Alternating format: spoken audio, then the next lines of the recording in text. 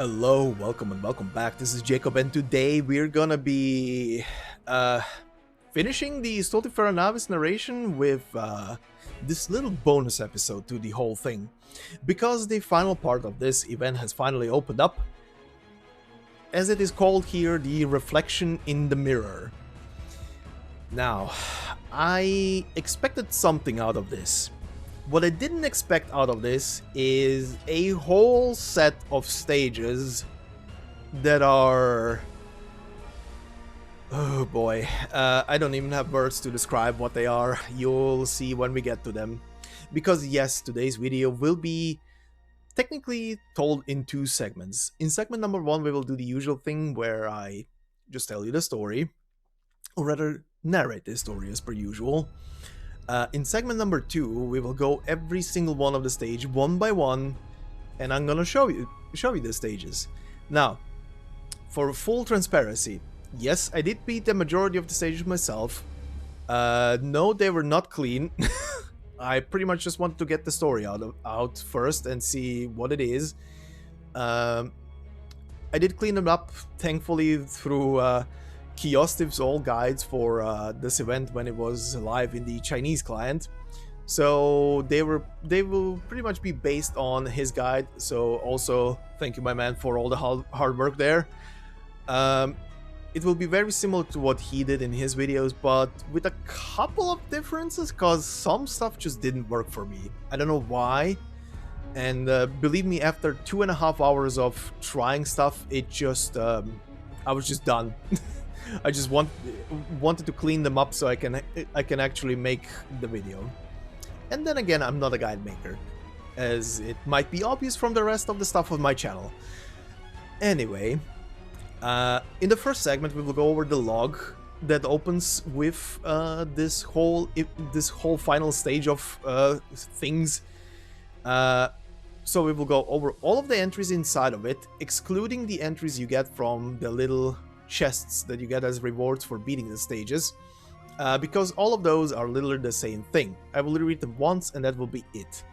The rest of the stuff is different. Every single stage gets its own log entry, but it also has its own entry right here, which I will go over after we are done fully with the log.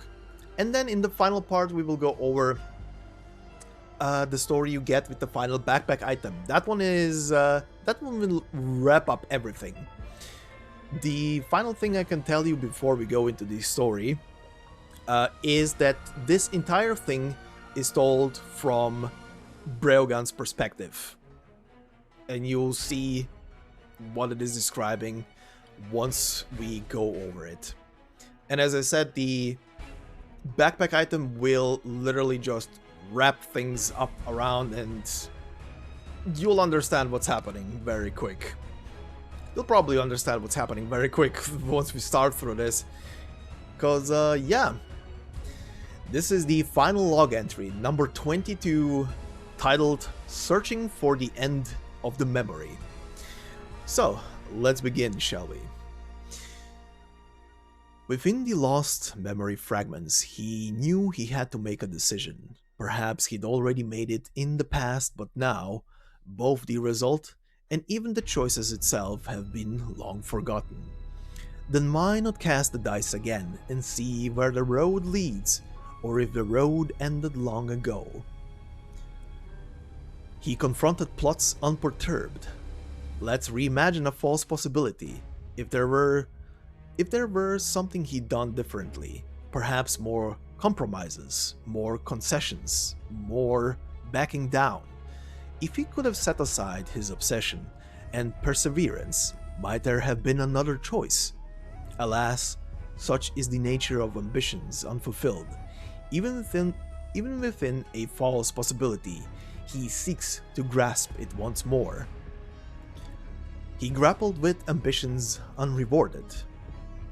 And now this is the log entry that it's gonna keep repeating itself every time from one of the chests. It pretty much they all say in here, even in an illusionary convocation, the encouragement and joy you receive are real.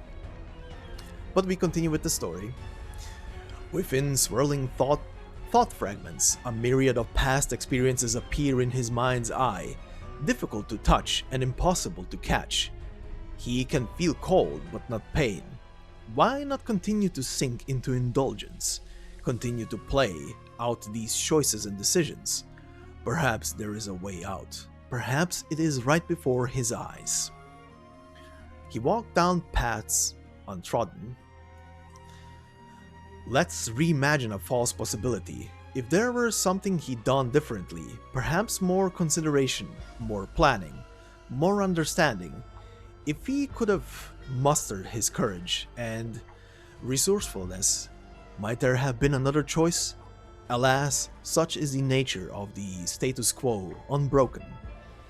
Even within a false possibility, he seeks to challenge it once more.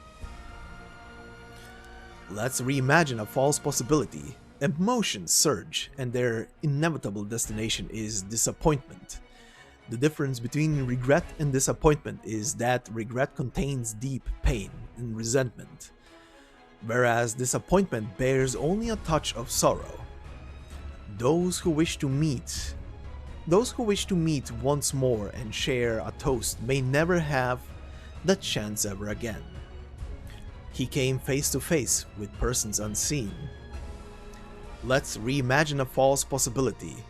Emotions surge, and their inevitable destination is indignation. The difference between regret and indignation is that regret assumes the original choice was in error, whereas indignation only accepts that the outcome was dissatisfactory. Those who wanted to roam the land, exploring the wanderer's path, may never have the chance ever again. Within the damaged historical fragments, he tried to find answers. Was there any point to burning himself out to do all this? Locating one's own position in the annals of history is a challenge that every person must face. He feels a little drowsy. Perhaps this question wasn't as important as he originally thought. After all, things have already played out as they did. He witnessed duties unfinished. Let's reimagine a false possibility. He notices something flowing down his dry eyes, salty and bitter, reminding him of the hometown he can no longer return to. The hatred still remains in his heart, and he decides to no longer try to let it go, but instead to embrace it. That turns out to be significantly easier. He faced hatred unabated. Let's reimagine a false possibility. He notices something flowing down his rigid body, crimson and damp, reminding him of his ruined hometown. The responsibility still weighs on his shoulders, and he decides to no longer try to fulfill it, but instead to let it rest here. That turns out to be slightly easier. Within the annihilated fate fragments, he tried to brace his body with his palms once more, but failed once more. How many heroes use fate to justify themselves, and how many fools use it to excuse themselves? People disappear in front of him. Why does the scene seem so familiar? He remembers. They had come to him the same way before. He saw dreams untouched. Let's reimagine a false possibility. Where could that glorious flagship be now? A pity, for only the darkened skies remain in his vision. He consoles himself that it is almost over, and as for those wishes, a human's power cannot hold out forever. Wait a bit longer, give them a little more time. He endured wishes unfulfilled. Let's reimagine a false possibility. Does that great lighthouse still stand now?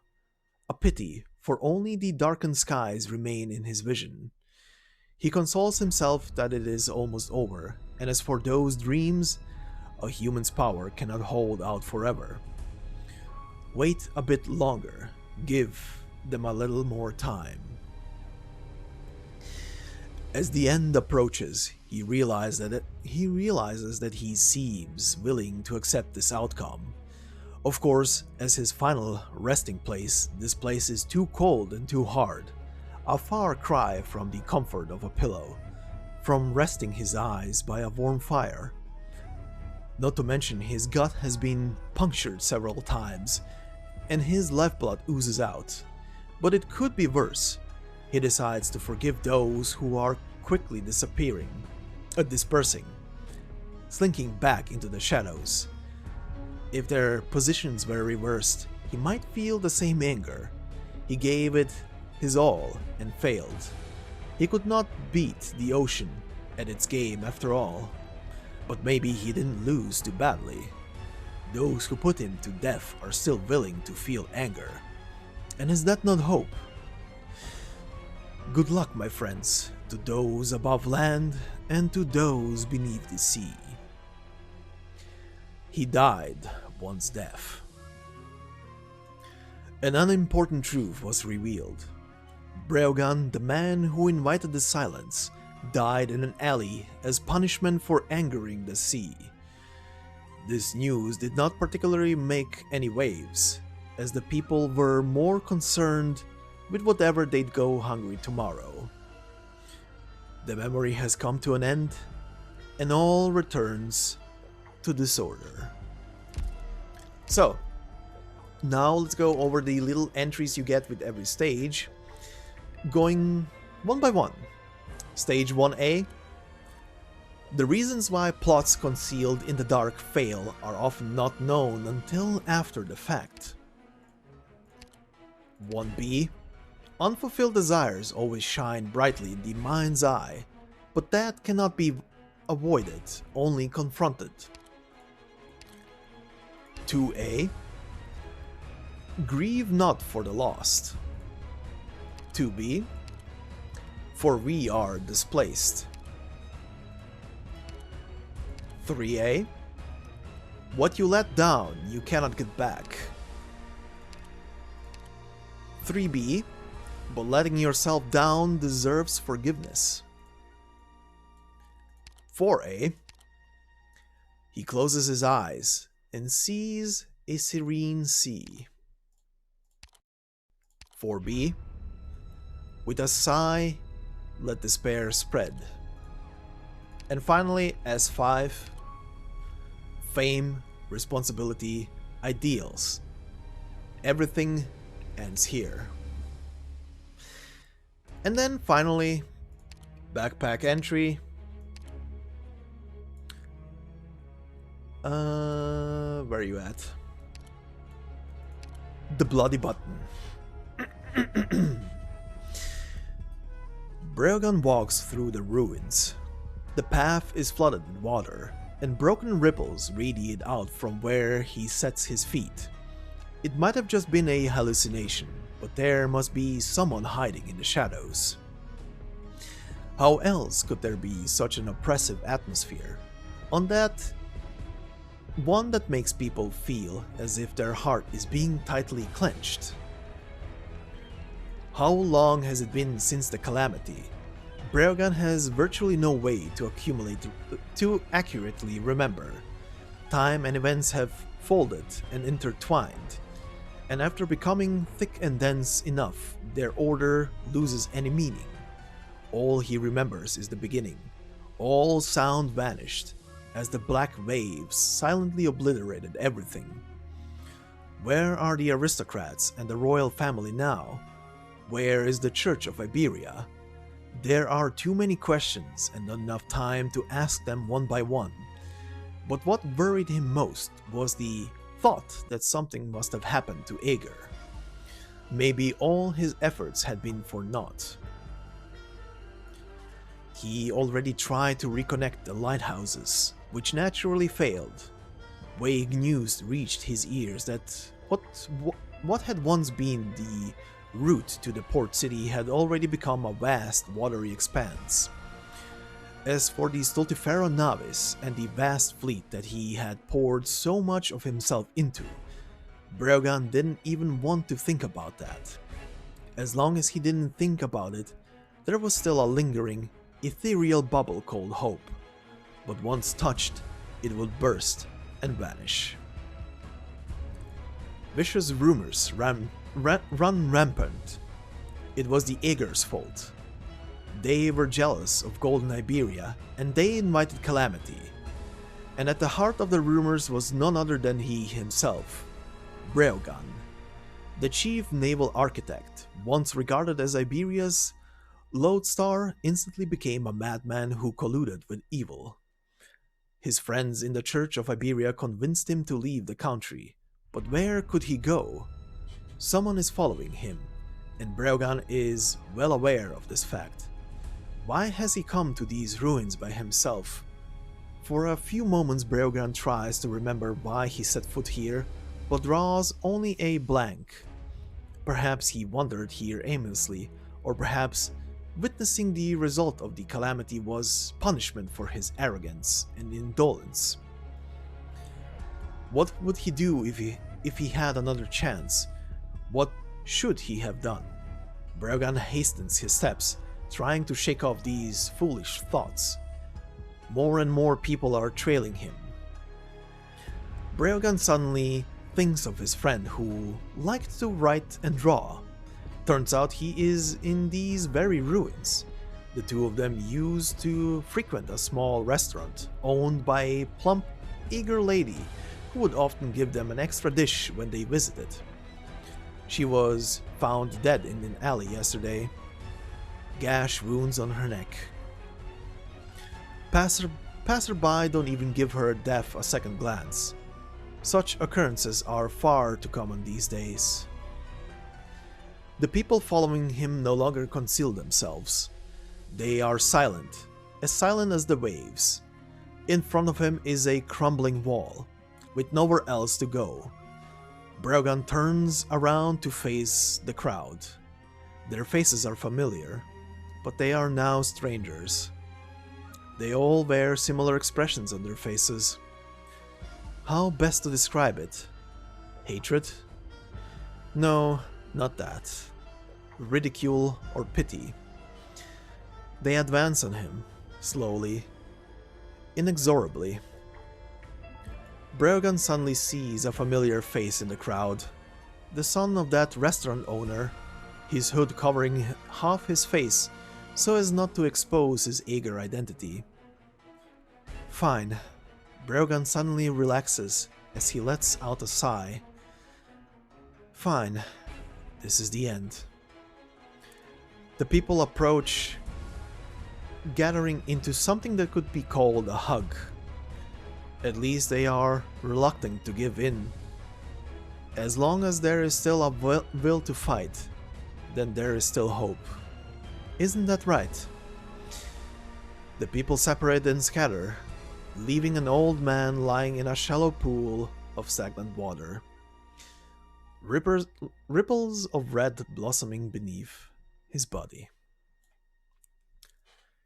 And there we have it. Breogan's final moments, final thoughts, and just the overall clear picture of the final days for the Aegir among the Iberians before only a few remained here and there, hiding in the shadows. But yeah. Yep. People, right? Anyway. Like I said earlier, the stages are now sort of cleared out. I cannot guarantee that in this recording every single one of them will go smoothly because there were some there were moments. But let's go over them. So this is stage 1A. This is pretty much the team. I don't think I was deploying every single one of them, but yeah, the teams will not change much around, and you'll see. But let's let it run. These stages are a pain. This is literally the only way I can describe these stages, is pain.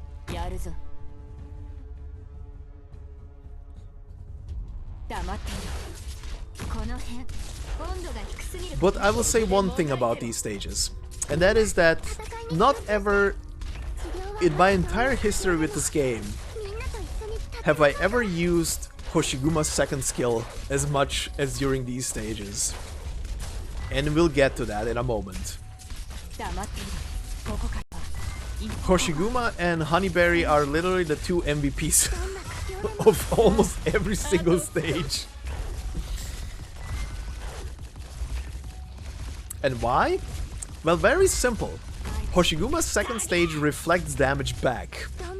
And when anybody stands on the brand on these stages, the sniping assholes that are appearing out of this gate, for example, in this stage, will automatically hit anything that stands on the brand. So the technique here used is Hoshiguma's second skill, Honeyberry cleansing off the debuff, and Hoshiguma is basically killing them without touching them. As you can see, they are coming out of the gate and are dying because they keep hitting Hoshiguma.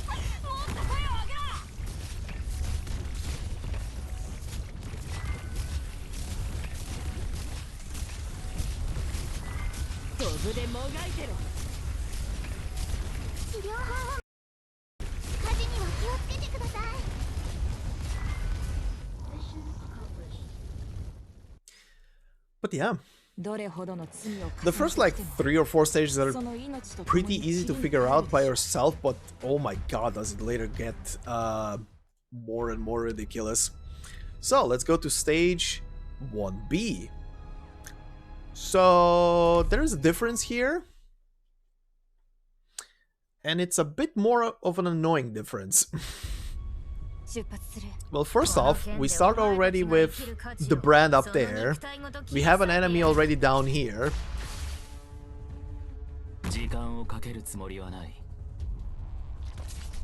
And yeah.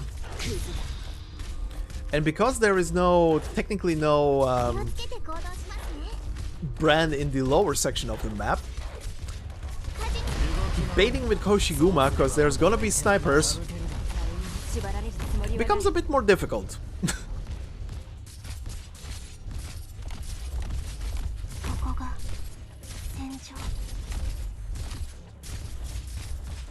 And if you thought that the blue versions of those beaked enemies is an annoyance to deal with on the normal stages, the red ones are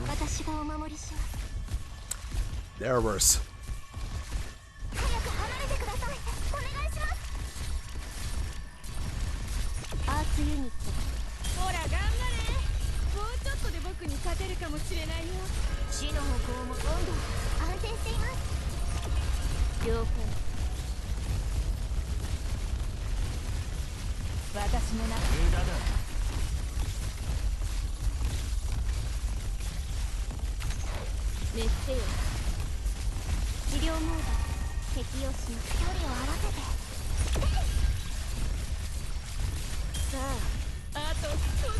But yeah, essentially in this part of the stage we do get the brand in the lower section of the map, which means that it doesn't matter if you deploy Hoshiguma on the top lane to immediately start getting the brand, or in the bottom lane like I did here. She will reflect back, regardless. Also, as another part, especially for the ending stage, Gnosis is pretty much an MVP, once more. But anyway, stage 2A. Very similar setup, nothing much changed outside of for Kiostev's video, I saw him use Mountain, but if you don't have Mountain and have, for example, Helagor maybe, he can also do the same pretty much thing, and you'll see in a moment what it is.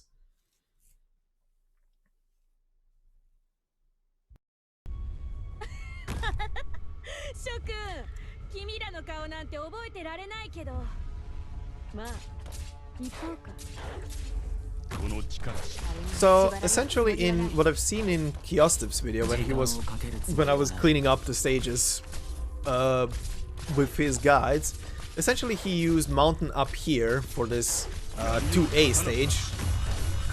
Because you don't have to focus a healer on Mountain, and Mountain heals himself as he hits the enemies who are coming out of here. And at the bottom we're gonna do pretty much Hoshiguma again, but she will not be sniped this time, so clean up the bottom row.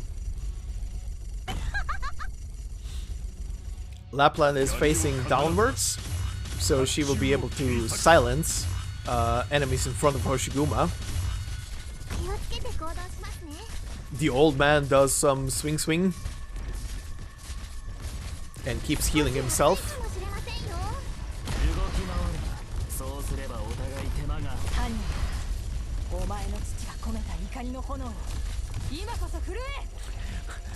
Just look at him swirl up there. Look at this mess. Look at those enemies.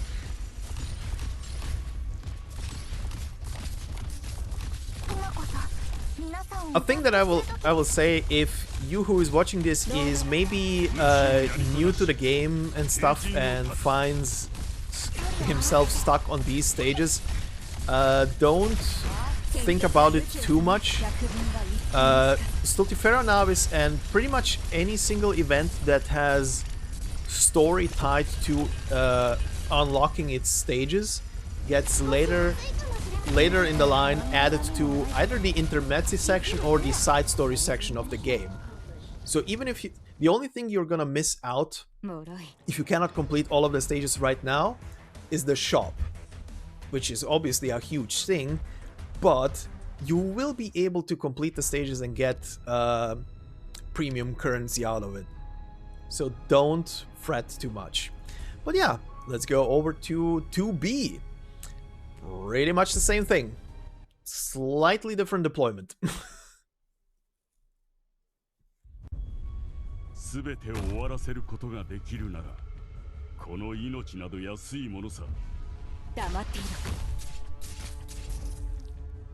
As you can see, Lapland is now in the bottom, and Hellugar will be in the top lane. Cause this little asshole now appears from the middle, and if you place the blocker there, they will get annihilated very quick. So, Hellugar will be up there, doing his thing, being an angry grandpa from time to time. And meanwhile, we will be blocking the majority of the enemies in the bottom row, like we did before.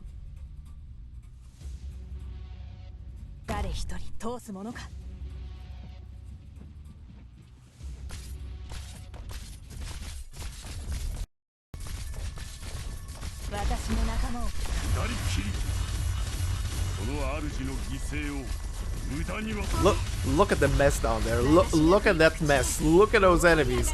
There's so many of them.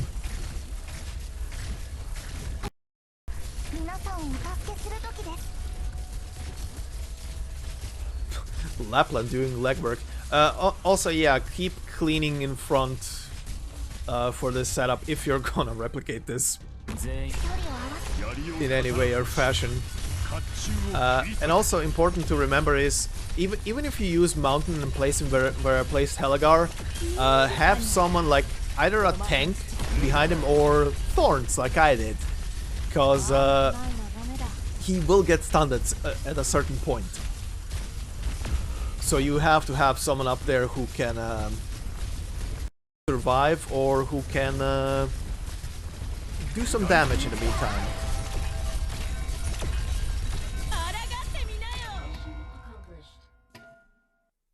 But yeah, that was 2B. And oh boy, this gets worse. This gets worse.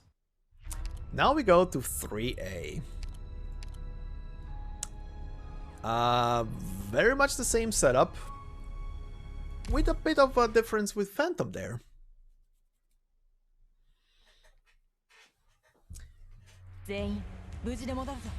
Look at this mess.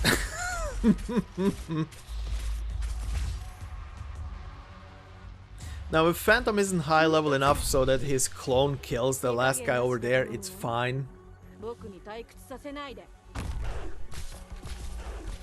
You can kill it like I just did with with the little deployable device. Just slide it through it. But yeah, the key, and this is what I saw Kiosta do, the key to this stage is placing Hoshiguma literally here to block that one guy so she gets the brand below her, which makes it so that every single one of the sniper enemies is gonna hit her. Honeyberry keeps on healing her so she stays not debuffed and healthy.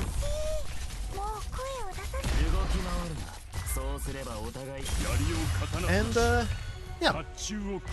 By the way, I find it funny because the way I placed Helgar up here was to face into the map and Lapland to face towards him. When you trigger Helgar's skills, he looks like he's angrily hitting Lapland. And it's hilarious. Keep an attention to the top left. It looks funny as fuck, and I love it.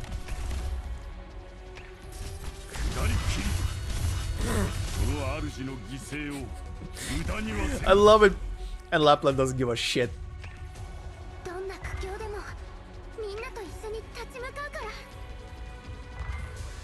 But yeah, this is pretty much it. This is it for this stage.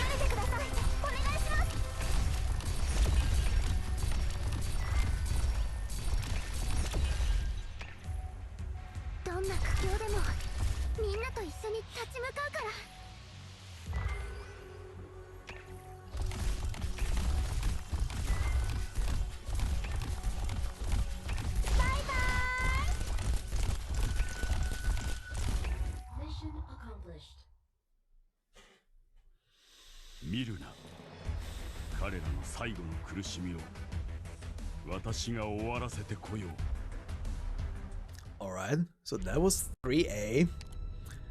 Well, how about we make this worse? How about we make this worse? How do you make it worse? That's how.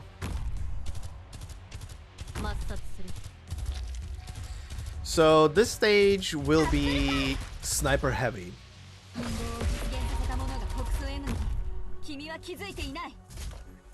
But it will be also very similar to the previous one, where Hoshiguma will be in a key position there, and she will distract the enemies and block the enemies.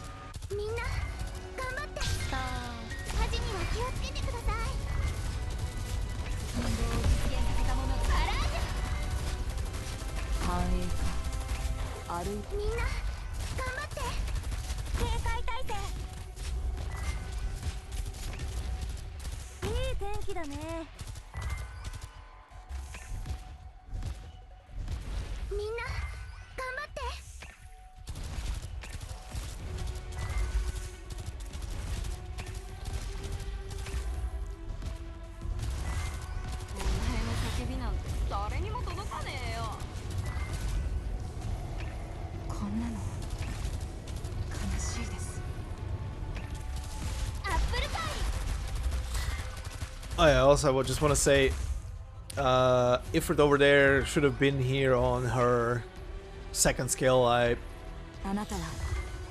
completely forgot to set that one, so I had her on the third skill, which doesn't really matter. Quite honestly, it didn't really matter. She just barbecued everything.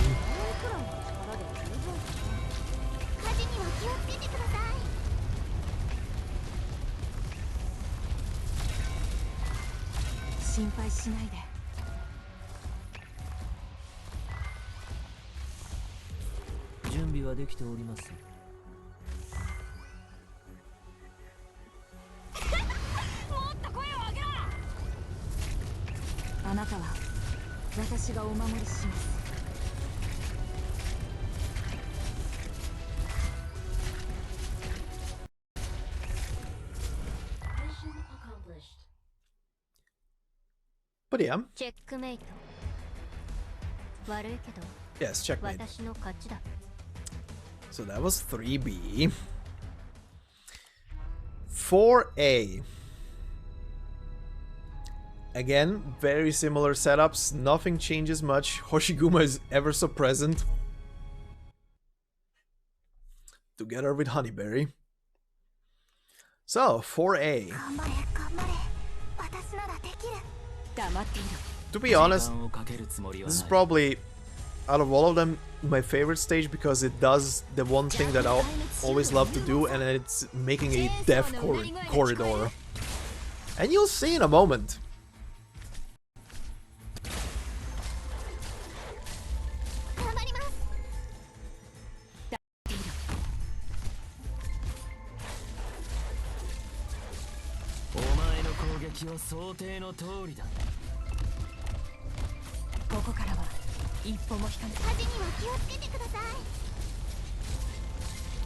Also, once again, Hoshiguma is standing at the bottom there on a brand field that dropped from one of the enemies. Therefore, in this 4A version, Honeyberry will be down there healing her and keeping her alive, while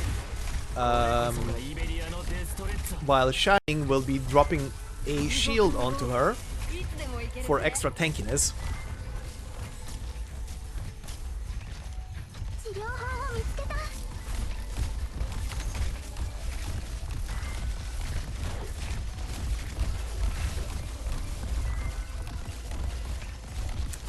Look at those snipers. Look at look at the bullet hell that's turned in. Look what is happening. But once again, even if they are hitting 3 enemies, they are still hitting Hoshiguma, and Hoshiguma is reflecting the damage back, a portion of it at least. And they die before they can even reach. And we're back to the bullet hell.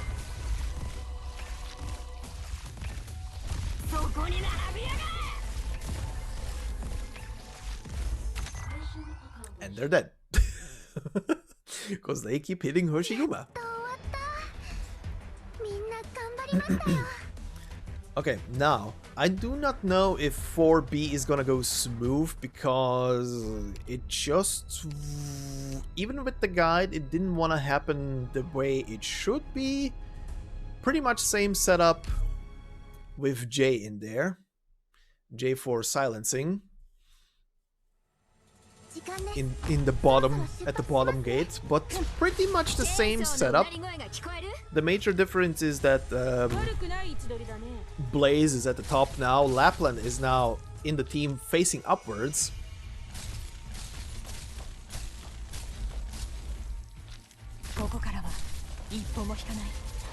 Hoshiguma will be in the same position.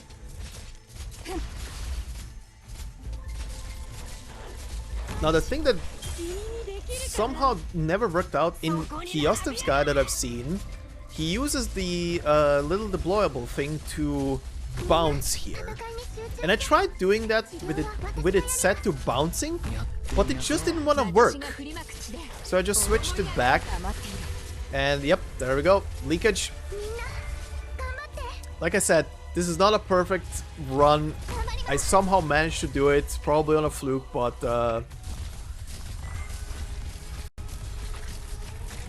this is gonna be on screen now. Doesn't matter. You get the picture. I'll stop it at the end before it finishes. I don't want to waste energy on it. But essentially it's the same thing. See what I mean? It could go clean, it could go not clean. It just this stage just didn't want to work. I don't know.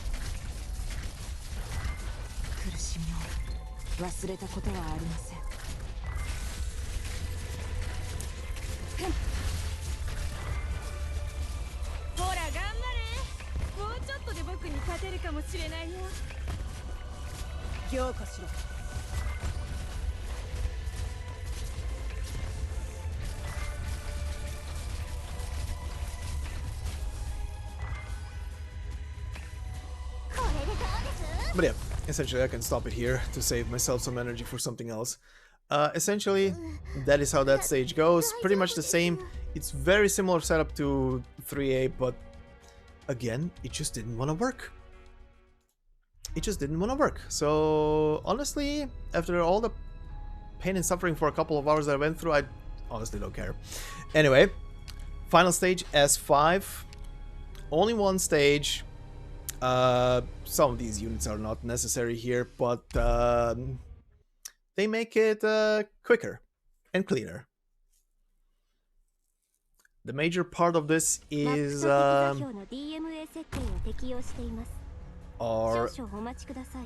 Mr. Gnosis right here. And by the way, I had him only, what is he, like level 56 E1 on his second skill, and it still worked.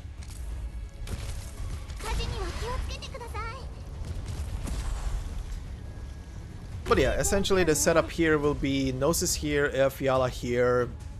Doesn't have to be Mostima, can be someone else. Here, a healer right above Mostima. Golden Glow down here. Golden Glow, by the way, on second skill, so she targets anybody who leaves this gate down here in front of her. Then W up here, also on her second skill.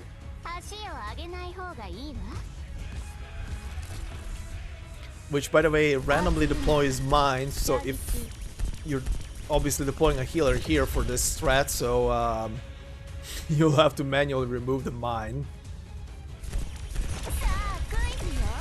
But yeah, those mines and Gnosis are pretty much MVPs in this whole encounter, because the mines stun.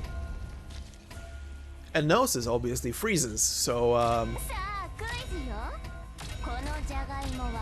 we have this whole spiel again. But yeah, you can set up a lot of units in this circle and just hammer onto anything that is entering it. But yeah, once more, we have the little herald eating away at all of the things on the map, gaining, this time, not gaining the same color of buffs, but gaining two different color buffs, as you can see. Or rather, it can happen that he eats two different kinds of buffs, because there's a couple of buffs that drop, and he gets two.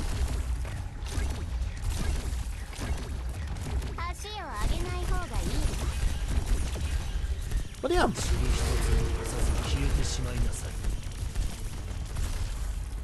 Honestly, with all the CC on this that you can deploy, if you can deploy it, this fight was not difficult. I'll be honest. I saw his guide and I was like, well, this is gonna be interesting and fun. But yeah, the boss eats two buffs,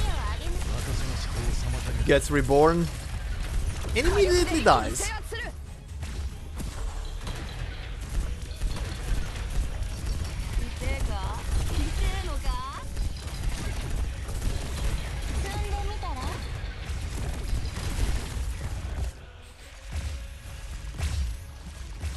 Also, Dusk trying to do her best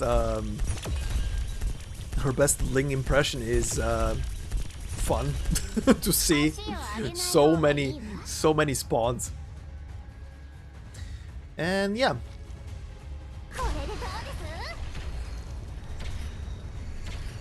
Now we have, I don't know why I triggered Aya there. Don't ask me why I triggered Aya there.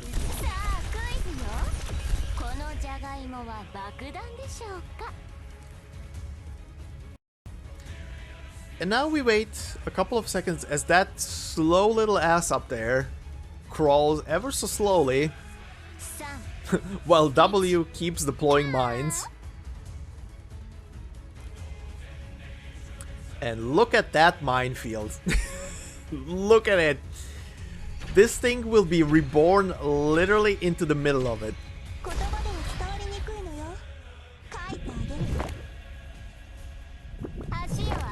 Look at this shit.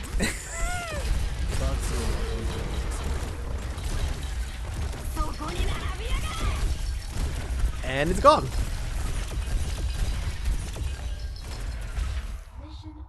Not gonna lie, this last one was actually fun to do.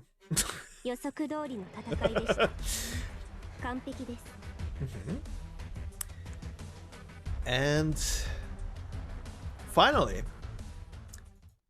this is it. We are done. Oh boy. Honestly, this is probably this definitely is, next to the main story narration on the channel, this is literally the longest running other type of narration when it comes to a singular story. Oh boy, Stultifera Navis. Have you given a lot. But yeah, anyway, this is the final video for the Stultifera Navis narration series. Next on the channel will be one probably smaller update in the form of probably Irene's module story in a day or two, and then I'm gonna return to a bit of the main story narration and continue that one, and then we'll see what we get next. I have actually no idea what is next besides that one event story, but I don't know when it's actually dropping, so we'll see about that. But anyway, in the meantime, as always, I hope you have a fantastic day wherever you are, and I will see you in the next video. Until then, bye bye.